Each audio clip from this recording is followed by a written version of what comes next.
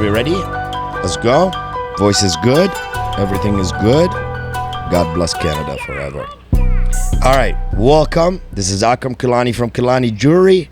This is Remember the Fucking Face podcast. Remember the fucking face. My boy JD Era, the original legend out of Toronto. What up, One of the biggest hip-hop artists through the time of me being here in Canada. I've heard your music for over 20 years now. And I remember back in the day, I used to run around to different flea markets so I can find CDs that has the rappers from Toronto. And it was very difficult. So you have to go dig in to find the rappers and get their CDs. Yeah. Or you can go, or back then, over 20 years ago, it used to be a lot of the hoods, they used to organize the park. And they have a stage, and every hood comes to that park, do barbecues for kids and celebrations and activities. And every hood will have their hip-hop guy goes on stage. And that's how it used to be. Or that's how the message gets transferred, and that's how we find out about new rap. Yeah, who's nice, who isn't nice, you know what I mean? Yeah. So tell me about that time, because if we go back, that's your time. There was no social media, there's no YouTube, no Instagram, no Facebook. Back in the day was more of Yahoo Messenger, MSN Messenger. Fuck. And then, you know what I mean, MySpace came out, and it made a big damage into everything, and it started to change the platform. That's kind of how your music got out and whatnot. So tell me about the beginning of JD Era promoting himself at a tough time for Toronto, where hip-hop was not accepted anywhere else in the world. It had to be American for hip-hop first. And for Canadian rappers, found it very difficult to be able to go across the border and to get the music here or get it on radio and DJs.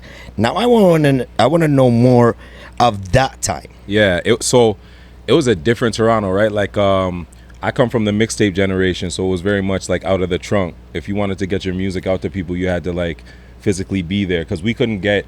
So I guess the separation from my generation was we couldn't get record deals, right? So at the time, record labels were like, they weren't really signing artists and things like that because sales were kind of declining.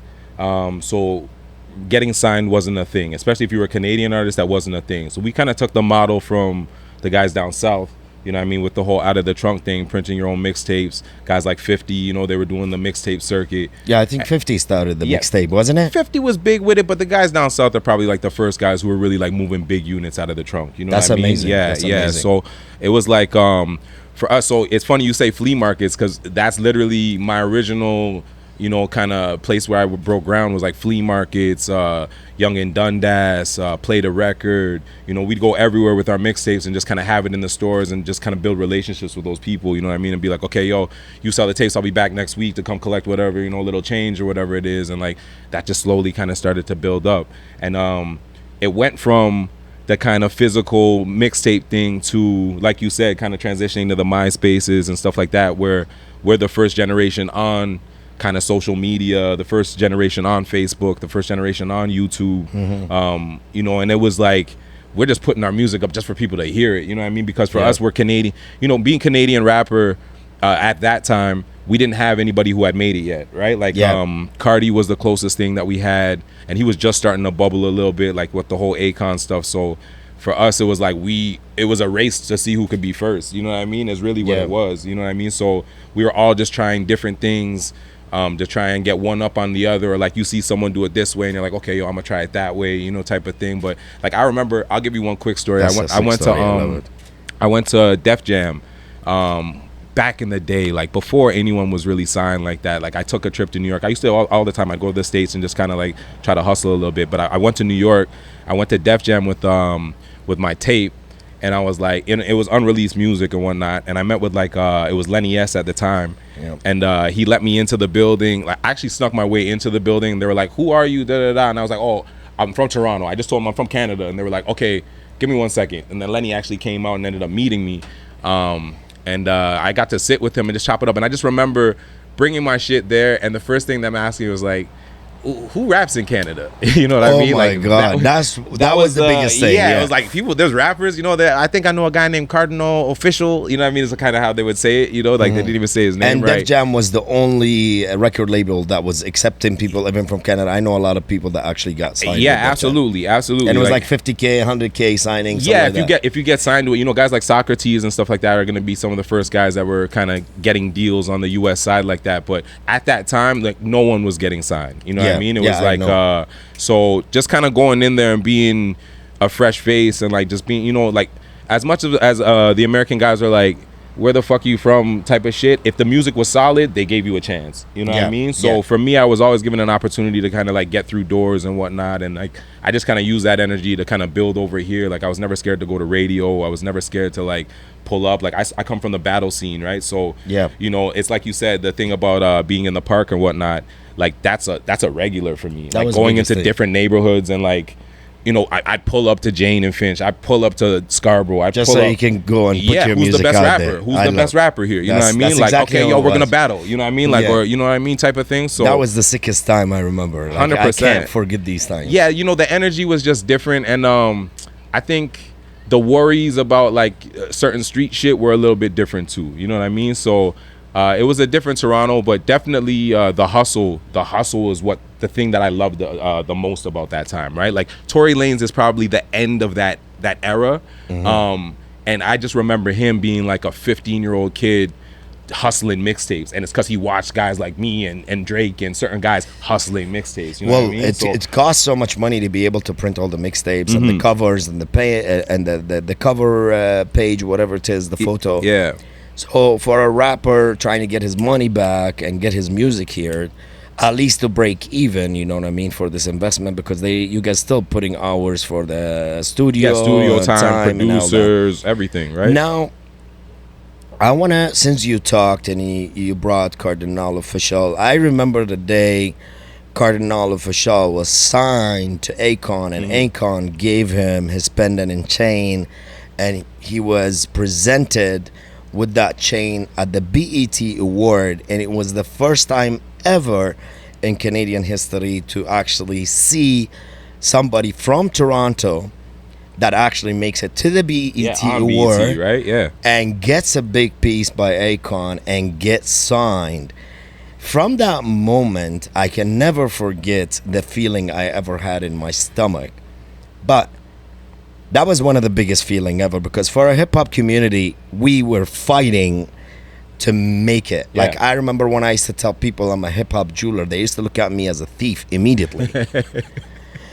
But now everybody wants to be a hip-hop jeweler. It's because they only had the source jewelry to kind of compare it to. You know? Well, yeah, that's how they think about it. Yeah. But now I love the wording from my dad when we opened up here and we started building up our branding.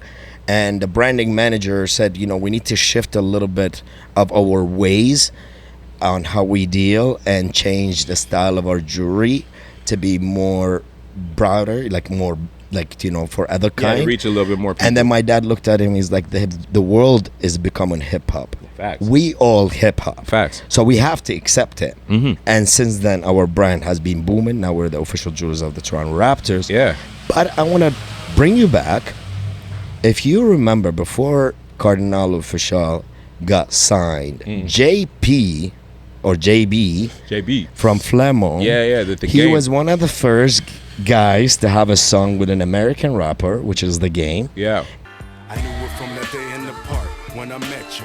Had to get you, keep you right by my side. And that was one of the biggest hits, and it made all the Canadian rappers feel that they have a chance. Do you remember that time, or no? Yeah, that you said it's The Game. What was ill? Yeah, what was ill about that time was that not only it was like the bridging of the gap with an American and a Canadian artist, but I think JB was one of the first like street rappers that we had that had a really big record. Right? Like, it was big. It was big. Yeah, you know, all radios were playing it worldwide. It was organic. You know what I mean? And I think that's what made it so sick, right? Because it started out in the streets in Toronto and people really playing it and getting behind the record, and then it gradually became something elsewhere. You know what I mean? So whenever we have moments like that, like the whole city really super gets behind it, because it's rare, right? Like usually something will pop off like elsewhere, and then over here, you know, they really get behind it. But that's one of the few that I remember that it was really organic. And Did it push grew. you to go back to the studio and push hard at that time? Oh, everyone does. You know what I mean? Like,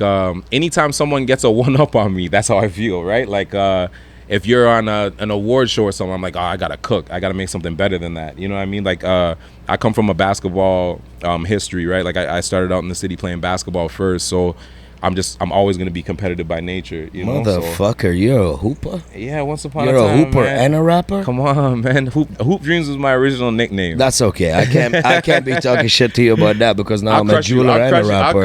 I'll crush you, my Toronto Raptors Kilani. You don't want another court here. Oh my God! You know what? I can only do 3-point shots. That's good. At least you know I can't do yourself. close-up shots. You know yourself. That's the only one thing. But if I feel somebody's coming at me, I don't think I'm gonna make the shot. I'll just give them Then the you ball. pass? Yeah, I just tell everybody, if you want me to make the score, give me some time. Give me space. I need Yeah, time give and me space. Don't make me feel frightened. Yeah. Now, you know, I got to know more about basketball more when I landed into North America, because in the Middle East was all about soccer and stuff. And we talked about soccer, and what I love, I asked you about your background, and you said you're Ghanaian. Yeah. Ghana is in the middle of Africa, right? Ghana, West Africa. We're Oh, right you're on the Ghana coast. or Ghanaian? Ghana. So we're right on okay. the Gold Coast. You know, we're right beside Nigeria. It's the same way, but you switched it on me. Our jollof is Yeah, Ghana. I tier. actually seen a game with Ghana playing against Brazil in the World Cup 2006 in Germany. crazy. And they lost 2-1. Yeah. And I was at that game. I was in You Germany. actually there? Yeah, that was the only game I ever fucking seen. We in the got World forever Cup. beef with Uruguay. You know what I mean? If you're from Yeah, Uruguay, but they lost against Brazil, that's, and they came out of that World Cup, and it was very sad because it was the only African team that I felt represents me. Yeah. And when I wanted to go see, I was like, what am I gonna fucking choose? Yeah, European. yeah. fucking You thing. end up- Like, you I end up- needed something the I know how it closest. goes. I know And how I it told goes. you when I was growing up as a kid, my first ever soccer jersey was a Cameroon jersey. So big. So you are West African by nature. You like I think I told you guys I'm born Jamaican, at the gym African, but in my bed I'm still Iraqi. You know? So Vibes Cartel, he's free. Yeah, he's free. Vibes is free. This guy's Free. been celebrating Vibes free for the whole I'm day. He's free. been celebrating. You know, you went off when I said, you know, the dance hall is gonna take the I'm not Afro listening music. to it, man. You guys and he can said, have- "Yo, this isn't you guys' dream." Look, man, it's been like 6 summers of Afro beats. You know what I mean? Yeah. And I love dancehall. Don't get me wrong. You guys could, you know, I feel like Jamaicans, they didn't want to share with us for a little bit. You know what I mean? Because And now the African- they're quick to claim it back. It's Yes. like, you know, make Take Vibes your give us time. a hit. Let him give us a hit first. Can he give us a hit first? All right, You know what I'm I saying? got you. You know what? I got no complaint. I'm Fair. on both sides now. Fair. Now, talking about the history of hip hop, I don't want to forget another legend that created some type of space for us, which is he made a lot of space for me, because when I seen him, he got me inspired, and when I seen him on TV, I was like, I gotta go see this guy. I gotta go meet him. I called the whole entire world to know who he is, and his name is Belly Rebellious. Okay. He used to be CP Record at the time. Yeah. And when he had his song with Corrupt, Big. that was one of the biggest songs I ever heard. And when I seen him spinning that B chain, I was like, motherfucker, if we made it to the TV with Corrupt, Yeah. and you're a Canadian and have a video shoot like this, I gotta know you. Literally the next day in the morning, 2007, I went to Ottawa, and Beat Merchant helped me out to get into that because he was working with them. Okay. And I went to Belly. They knocked at the door. I walked in. Tony Sal seen me. He's like, welcome.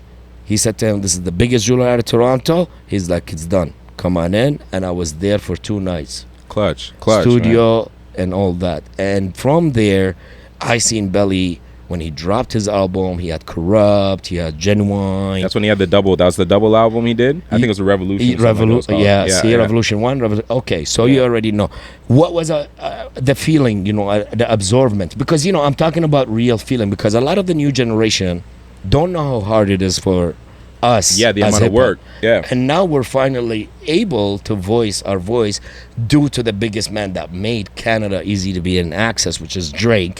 He put the whole country on the map, and it Absolutely, made yeah. it easier for us to make. So we got to give the flowers when it's due. Tell me what it is. I know you're the first legend I met. So you know, like watching Belly's his come up is crazy. Belly's actually one of the few rappers I haven't had a chance to spar with. You know what I'm saying? Me and him got to spar still. Yeah, on he's one these of the records. nicest You know what I guys. mean? But yeah, his pen is definitely like is top. It's top level. That time was crazy because Belly and those guys are like, they came and really showed Canadian rap like what the business should look like. Exactly. You know what I'm saying? That's I literally. think that's what I really. So at the time, and he doesn't even know this, I was signed to a record label called Soul Clap Records when I was like 17, 18 years old. I had my first record on radio and shit like that. Belly and those guys, they came from Ottawa looking for a distribution deal at the time. And they came to the office that I was recording at. He wouldn't even remember. I was like super young. That's you know a what I mean? big story. I Yeah, love. yeah. Like, and I remember him from like freestyles. Like I said, I used to go to different neighborhoods and like freestyle. There was a big freestyle battle in Ottawa they used to have every single year. And I ended up winning that shit, but I remember him being outside of the shit. You know what I mean? Like, so little things like that. Like, it's kind of cool to just like watch people's climb. And like, for you kind of have a unique perspective because you come in as a jeweler, so you're very much like, you almost got like a bird's eye view to the shit. You know what I mean? Yeah. Because like, I like to be mutual. yeah, I like to be friends with everybody. yeah, there's no reason for anybody Yeah. to have any issues with you. You know what I mean, type of thing. So No it's way. it's all love, right? It's all love when you come around, like so. But the time was different. The work was different. To get your music on radio and like to Yeah. shoot videos was a Very lot of expensive. money, right? Like it was a lot of money, and those guys really came in and showed the rap guys, because you got to think they weren't from Toronto, right? But they made an impact across the country. Correct. Right. Yes. So that was the biggest thing because he was from Ottawa. Toronto was like very difficult. And yeah, then it's hard. It's hard took to over. if you're not from Toronto and you come to Toronto, it's Yeah. hard to get embraced like that. You know what I mean? And they put in the work and took the time to really understand the place and make the connections, and they were consistent. Man, Belly was running this place for like at least 5 years. Yeah. and showed even when everybody how he to do didn't it. have his own joints on radio, he was writing. You For couldn't, others, you and would he's still hear the a Belly biggest. song every Yeah. 3 minutes. You know what I mean? So. Yeah. Yeah, no, big ups to those guys. Those guys, big up, big up, you know, big from up. I CP love. to XO, it's nothing but love. I man. love. This is like real history. That's why I'm talking Yeah, about yeah, it's history. kind of yeah. I you know, love Belly. I'm not gonna lie. And what you just said, they brought the business perspective to the street and made us understand how it works because they were able to organize and bring all these American rappers and create the sickest videos, winning Juno Awards because he did win the Juno Award with the Genuine. Yeah, You got me. Yeah, I'm sure he has a Pressure. couple. By now, I'm Yeah, sure I Belly think has a that's couple, the man. song. Yeah. That but, was the first Juno Award, I believe. Now, what I want to say to you, when it goes down to history and talking on everybody right now, what do you feel the difference between 20 years ago and the difficulties going through versus today? what are the difficulties? Like, what are the challenges some of these new guys are facing? You like in the past we talked about how much difficult it was to get your music across the border or get the Americans to accept the Canadian hip hop. They didn't even know if Canada had hip hop. Right. Toronto was fucking vicious, crazy. You know, I mean, scary time hours. Yeah, at it was all a different times, time. You know? It was a different time. But after that, social media started, YouTube started, nobody knew how to use it. You know, the platform of streaming started. It made it easy for people that are smart to know how to communicate and be able to find management and whatever it is. But what is the difficulties today the new hip-hop young generation is finding to get their music here? So I would say the biggest challenge these guys now face, like, it's the gift and the curse. The fact that the internet is there and accessibility is there is amazing because anybody can find your music. But now you're not just competing with the couple guys in your neighborhood, you're competing with the whole world. Correct. Right? So it's changed the playing field a little bit for them, like where it's not just about the music, right? Like in my generation, the videos were super important, but the music, your album really mattered. You know what I mean? You putting together 13 records that were really good on a project really mattered. Now you could get away with having one and you know, a one and done, and you could become rich from it. You know what I mean? So I love the opportunity that's there for these guys now, but it's difficult because it's everybody sees it. You know what I mean, right? Like it's not like the thing that was dope about kind of my time and like watching rappers grow up is we didn't know everything about the rappers. Yeah, what they you do know what I mean? and Like, how they go out. I didn't know everything about Jay-Z. they don't know I didn't how to know post. everything about You're Raekwon. right. I didn't know, you know what I mean? I heard your raps and maybe we saw a video and that was the thing that really kept us in tune, or maybe I was lucky enough to catch you on tour, but I didn't know what you eat for breakfast. I didn't know, you know what I mean, your kids' names. It makes sense. You know it makes sense so, because there was no social media connection. Yeah, so now you see everything. So, and that's good and bad because certain people, they have those personalities and they have those things that where their record might not even matter. You know what I mean? Like it's like they're so, you just like them. You know what I mean? Like it's a lot easier to buy into a person now than I guess it was before. But me, I'm a music guy first, right? So I don't like how microwavable the music is now. Like it feels like you drop a song and it's done in 2 weeks. You know what I mean? Whereas before you kind of got time to sit with it and like, you know, critique it. And it's like I would have a discussion with you about so and so's album. Like no one even talks about albums now. Yeah, you know what I mean, that's right? exact. Yes, Yeah, that's so the issue. Nobody knows a lot little of things, man. Yeah. There's little differences, but it's definitely a great time like to be an artist right now because you have the most control. They have the most ownership. In terms of like contracts and things like that, you're in the best position. You know what I mean? Like because now you can go in with real leverage and real numbers. Like, yo, I do this much every time I drop. You got to give me this much. You know what I mean? Like before it was like, here's the offer, and you're like, no, and sometimes they tell you the offer, you sign, you don't read in between the lines, right? Yeah, and then you end up with nothing until your 5 full albums gets dropped because every record label, this is how they used to do it. Yeah, it's changed. You know, the 360 deals. You know, record labels have their hand in everything now. You know, but you know, the trade-off is having the machine behind you, right? Yeah. So and there's more ways to make revenues now due to the TikToks and social media of all platforms. So if you many use things, the songs, OnlyFans, like OnlyFans rappers too. are on OnlyFans. You know what I mean? There's all sorts of stuff, man. Like there's so many revenue streams. Like, that's fucking amazing. I didn't know they fucking OnlyFans. I'm just thinking now a rapper on OnlyFans pole dancing on the fucking camera. You're thinking how do they do? Because I don't know. I've never been on No. OnlyFans, but how does OnlyFans works? I don't know. Don't tell me. I know nothing. Game.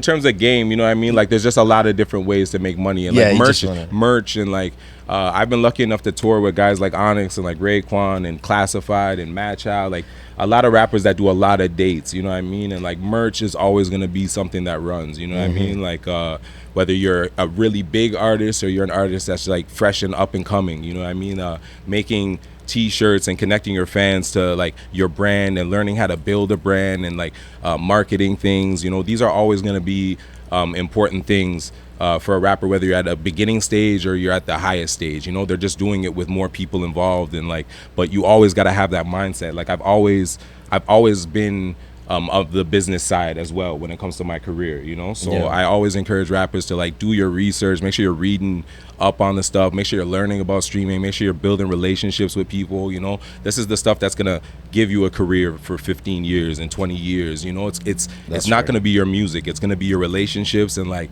if you could be ice cold, but if you have amazing relationships, when you drop, whole world's gonna know it, you know what I mean? So this is something like I love talking to you, by the way. Oh, what just getting attacked? Okay. I love it. It's not by the bees this time. You have to put this in. I want to tell you something. I really love talking to you. I enjoy your friendship since You're my first dog, day. man. You're my dog. And I always explain to people, money is not the only source of relationships. And people ask me, Kilani, how did you do it? How did you make it?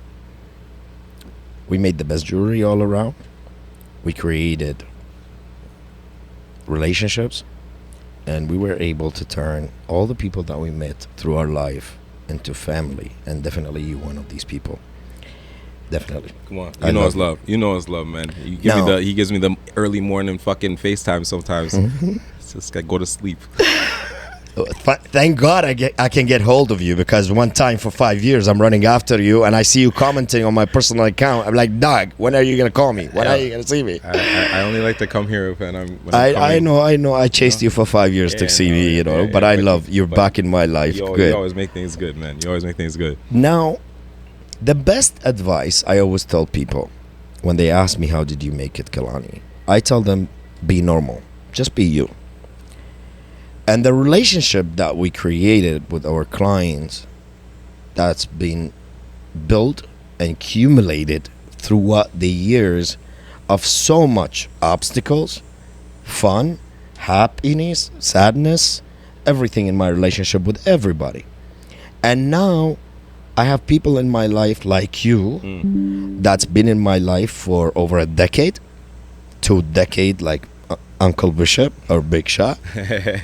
And the reality is you never know when the day comes for you. So I'm going to give you a real big story for the young people. And from there, I want to hear how you feel and what's your story for the young people. If you know Devonte, he's work on excellent. Okay, yeah. Devonte came into my life when I was in the flea market at the age of 12. He has a kid right now, and I believe he's 32 or 31. But at the age of 12, his great-grandma, grandma, and mom were buying jewelry from me. And him, knowing about hip-hop, Kilani was popping at the time. And when they used to go in the flea market, they see all the jewelry. They realized Kilani had the best jewelry. And he used to look at me and say, Kilani, one day I'm going to buy jewelry from you and only from you. Then he started to buy all the jewelry from me. And then it didn't matter about jewelry. We became very close. I talked to his family. I go visit him. We go work out. You know, and he started to grow, and he started to listen to my advices. Now, it started like this. Now he's at 31. The table flipped. So I know him when he was a baby. Growing up now has a baby. Yeah, crazy, right? Now, I asked him to come and help me at the studio to create my album. And when we dropped the first, like when we created the first song, and it took me like half an hour, 45 minutes, the song was done. And then I kept asking him, what do you think about the song? He's not replying to me. I was like, fuck, this guy is acting like me now, because when people ask me, what was my piece, I don't respond. I was like, what the fuck? This guy's doing it to me. After the song was finished in 3 hours, 2 hours and something, Bishop fucking arrived. I looked at him and I was like, is the song good? He's like, man, I would not be here if I don't know I'm going to come out with you on a good song. You understand? So I looked at him and was like, look how the world works. I met you as a young kid. You needed me in your life. And now we're I'm like asking you, full circle. This is what means relationships. Yeah. Tell me about relationships. Yeah, like it's like I said, you know what I mean? Like I have people that have been like around me from the beginning of my career, you know what I mean? And the good thing about that is you're able to have kind of perspective on the things you've done. And for me, I'm very much like I work and go, you know what I mean? I don't think about the things I've done in the past, but it's good to have people around you that experience that stuff, because they can remind you of some of the heights when you're low, or like in terms of like connecting things. Like for me, I'm all about, you know, if I don't make a phone call to everybody for things. So when I make the call, people pick up, because I don't call for every little thing. You know what I mean? Yes, that's how it should be. Which anyway. is absolutely right. But I tell a lot of these young guys, like for example, from the show aspect, like I learned to build relationships with different promoters and stuff, because I brought value to it. I make sure that I'm going to bring people to the shows. You know what I mean? And that was something that I used to do when I was younger. So then it's nothing for me to book you if I know you're going to bring 20 people that are going to pay full rate or whatever it is. You already made the little $500 that you were going to ask for or whatever it is. You know what I mean? So just little things, little tips like that, you know, not being scared to go to record labels. I used to fly to England to go meet with Island Def Jam over there. And I remember same thing. I went to the front door, and they were like, oh, who are you here to meet? And I was like, I looked it up, knew a guy's name, was like, oh, I'm here to meet this guy. They're like, well, your name isn't on the list. I'm like, look, I came here all the way from Canada. You hear it in my accent right away, you know, but and then they end up letting me upstairs. I end up meeting with certain people, and that led to certain little deals. You know what I mean? And like to me, it's like and you build your relationships yeah, there. that and not being afraid. Like I think a lot of these guys rely on the internet, and the internet's an amazing tool. Don't get me wrong. You have access to any and everyone, right? But as soon as you make contact with that person, go double back and do it in person. You know what I mean? Like it's one thing for me to hear from you in an email. It's another thing for when I look you in your eye. Motherfucker, you know what I'm you said it direct, and I love it. When I look you in your eye, 100%. right? This means a whole world. another thing. You know, this is a whole thing. Yeah. Yeah. So I try to encourage that. Like that's sick. Yeah. Because when people send me a message and say, "How are you, Kilani?" I pick up FaceTime and I call them, and if they don't pick up, they're like, "Motherfucker, if you had the moment to tell me, Kilani, I miss you, or how are you, or how are you doing, or how was your day," and I'm calling you back and you're not picking up, next time make sure you only call me. Don't send me that text. Word. You know what I mean? The And they're like, "Oh, I'm sorry, I'm busy. I'll call you right now." And then I'm like, "You know what? It's done." Yeah, it's good. If you have the moment to text me, FaceTime me. Give me that 2 seconds. Yeah, no, I love that. I love that. Real shit, man. This real is shit. sick. What do you absorb from this conversation that we've just had, and how do you feel about remember the fucking face? Well, this conversation we had is regular because you my dog, so me and you talk anyways. Sick. You know what I mean? So this was just regular, but I guess us filming it is what makes it a little bit different. You know, this can be edited, but I'm trying to take shots. Yeah, look. Who's he taking shots at? Tomato? Tomato. Go get some tomato. Let's crush it right now. Why you do that to these guys, man? No. But, yo, I love what you just said. It seems like the name switch. The name switch. It doesn't take much for us to switch the name. Yo. But does it suit him? Look, I like your slogan, okay? I like it. I like the remember the fucking face slogan. Yes. I want to see what you do with it. I know you got some big plans. I'm not gonna jump out the gate and let people know, but I know you got some big plans. Yes. So I'm excited to see where you go with this thing. How do you feel about shots fired? But my about shots you fired. firing the shots? I don't know if anybody fired back yet. I just saw the shots that came from you. Okay, I'll tell you one thing. I think it's good for the game, man. This is good energy. This is good energy. You know what I mean? It's good to keep everybody sharp. It's good to keep everyone competitive. It's no different than rap. If you take it personal, get back in your bag. You know what I mean? Go bigger. Go bigger. You know, what I tell people, like, I got a phone call. Not a lot of people call because they know how I am. My personality, my way of talking has always been the same way since I was young. And I love life. I love human beings more than animals. I'm sorry. I'm not mad at that. Okay? A lot of men and a lot of humans like animals. I actually enjoy humans because they are the most smartest creature on earth that can give you feeling, love, care, respond, be there for you, carry you out when you fall, maybe push your chair, or if you're on a wheelchair. A dog can't do that. I don't know. I've seen dogs do some wild shit. Yeah, but not everybody can't pull a 300-pound kid. You know what I'm saying? Yes, but, we're talking reality of the genius thing about Yeah. creatures. And that's what makes my personality. But I'm going to tell you one thing. I'm a social media genius. And I say that not because I'm on here. I think about everything. So when I got the call, and like Kilani, like I was like, all my life I've been getting shots at. Like, everybody say something, or they try to use my name to create business, or try to tell people I can do like Kilani, I can give you VVS, Kilani. But I am the biggest dealer. So you can't break the biggest dealer, because if he's buying the most, he has the best price. But I don't sell the mix and bullshit. And you've been through with me with my recall. Process, Even when recalling your piece and remaking it and whatever is that's not a lot of businesses can carry that. That's because only we are a company. Now, why I said that, I love social media, and when I have a plan to promote something, I do this. And it's a social media thing, and that's the only way now you can succeed, because even the social media statistic and the rhythm, it doesn't even show you the friends that you follow anymore, because if they're not relevant and they're not popping content, it's not coming up. Yeah. My Snapchat alone, it received almost 20,000 interaction in 24 hours. That is fucking big. Today I'm meeting with the GM of Snapchat of Canada. He wants to talk to me. There it is. I don't know what the fuck is the plan. Yeah. Is it to tell me cool down? Nah, he's Remember the saying, fucking do face? it again. So I only tell people nowadays social media is the key to platforms and to break and to get your name and your voice heard worldwide. But you have to think about genius ways and ideas.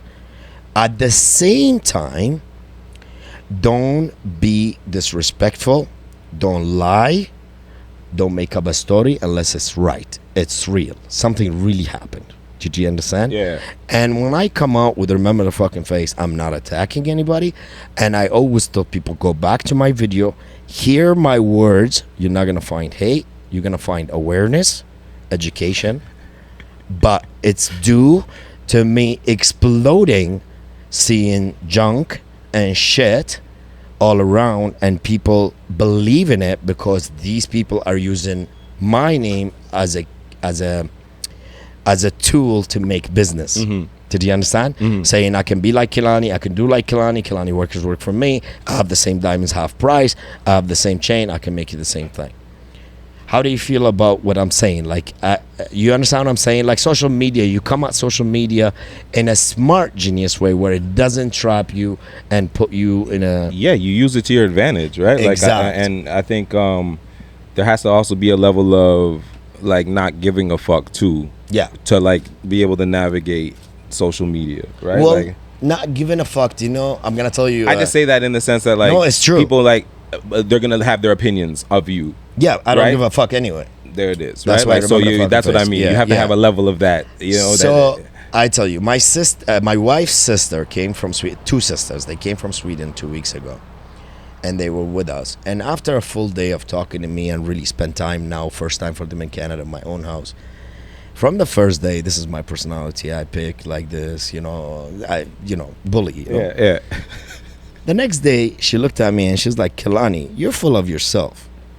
I told her, I was like, do you know how hard is it to be able to fill up yourself and to be full of it? Yeah. It's not easy. You have to make it to a certain level for you to be able to be full of yourself. Yeah.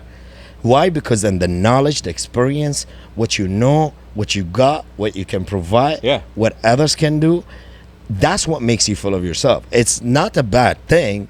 You have to realize I'm not shy. I'm not ashamed of showing people what I do or how I do it or how I speak, because I'm not looking on how people judgments out there is gonna look at me or say.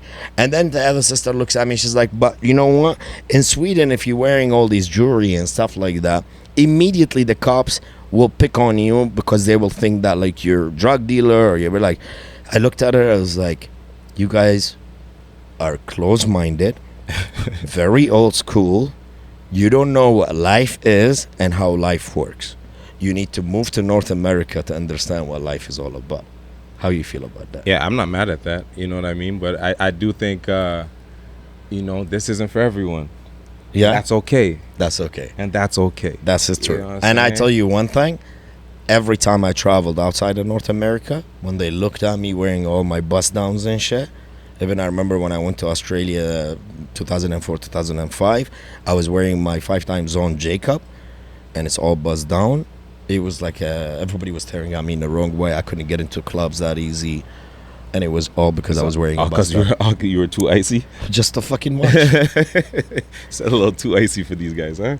Remember the fucking face podcast coming Remember at you. the fucking face. Remember the fucking face podcast.